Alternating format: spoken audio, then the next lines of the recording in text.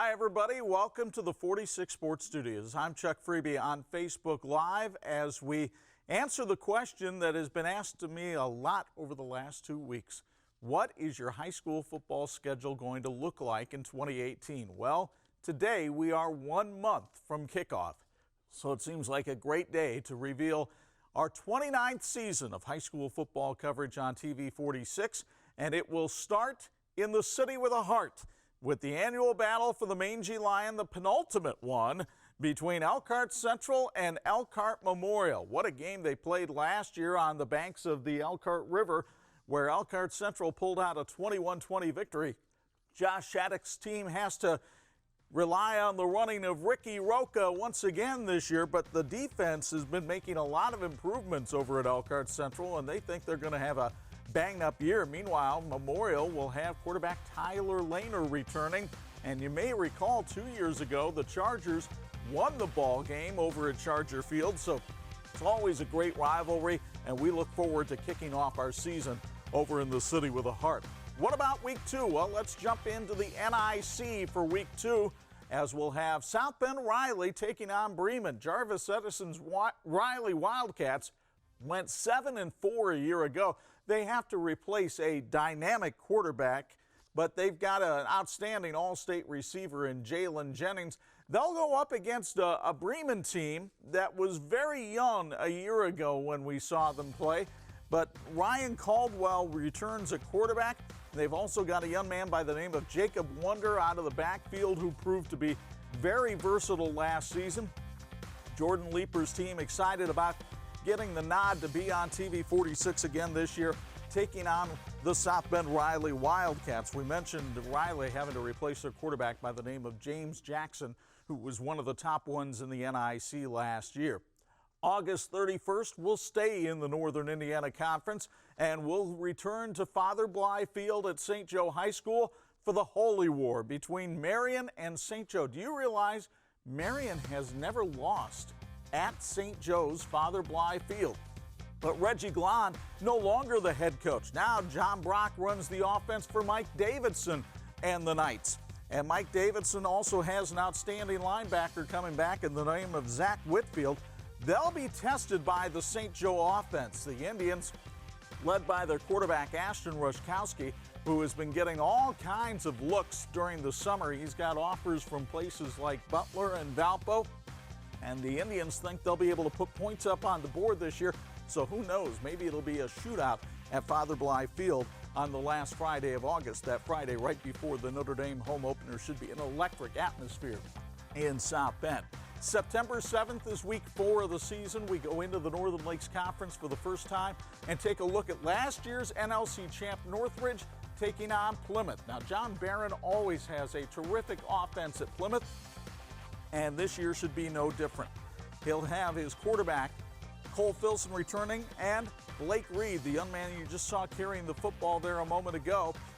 They'll go up against a Northridge team that, quite frankly, lost a lot of senior talent. Tom Wogeman's squad doesn't have Connor Graber coming back, but they do have Tug Modulin coming back at running back, and they do have Julius Graber at quarterback. So Northridge might be another team that can put some points up on the board. The question will be, what will Mike Logan's defense look like? We'll find out on September 7th.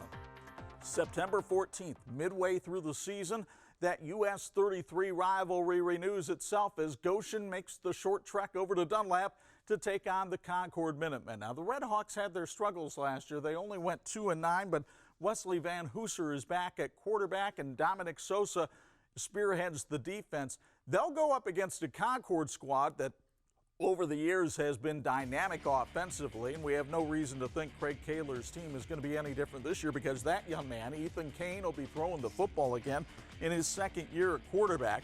But the Minutemen have question marks on defense. They have to replace the entire front seven on that side of the ball, so could be an interesting matchup in week 5 over in Dunlap. How about week 6? We get our first look at the Northwood Panthers as they take on Northridge in that big Elkhart County rivalry. That'll be on September 21st. Now, we told you about the Raiders already, but what about the Panthers under Nate Andrews? Well, they've got a talented group coming back, including that young man, Bronson Yoder, who is an all-state candidate on both sides of the football. The question presents itself on defense because graduation, just like Concord, took its toll on the Northwood roster. They've got a lot of holes to patch.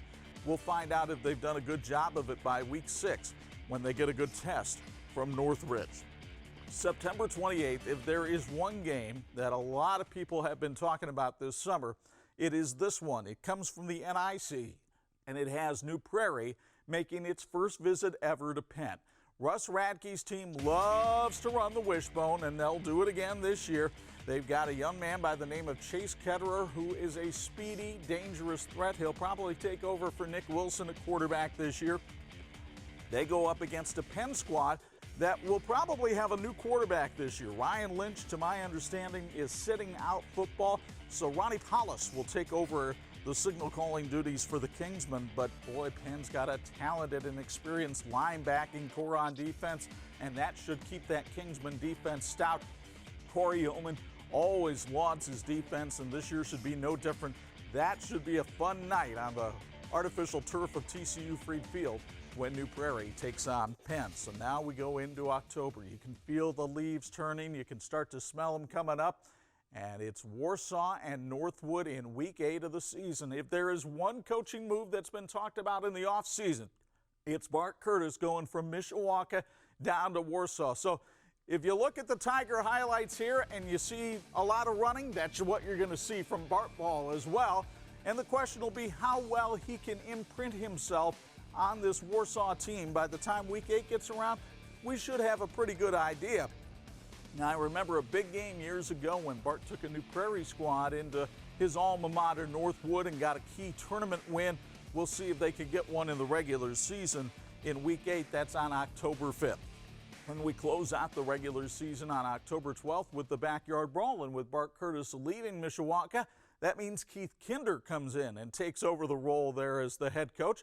What will his Mishawaka squad look like? Well, he said in his opening press conference that they're going to be a team that runs the football just like they did under Bart Curtis in Mishawaka. It's always a great atmosphere for this game. We were there last year, and Mishawaka does have Sam Shively coming back for his second year at the controls. The dangerous Chris Harness running the football in the backfield. But Mishawaka has not beaten Penn on the gridiron since 2010. So can they do it in the first year of a new regime? We'll find out. Now, if you're disappointed because you didn't see your team on the list here, don't fret. We always get teams on during the playoffs. A couple of years ago, we had a couple of teams that weren't on the regular season schedule at all in Culver and LaVille. And I do emphasize our schedule is tentative. So if your team winds up hot, your opponent winds up hot, and you're 8-0 going into the final weekend of the season, who knows? We might juggle the schedule around, but that's the way we've put it together for our 2018 season. We can't wait to get started 1 month from tonight, kickoff as Indiana high school football gets going, and it'll be an exciting season as it always is on TV-46. We'll post a full schedule so you don't have to go back and look at the highlights. We'll get that posted for you as well, but we're excited. We hope you are too.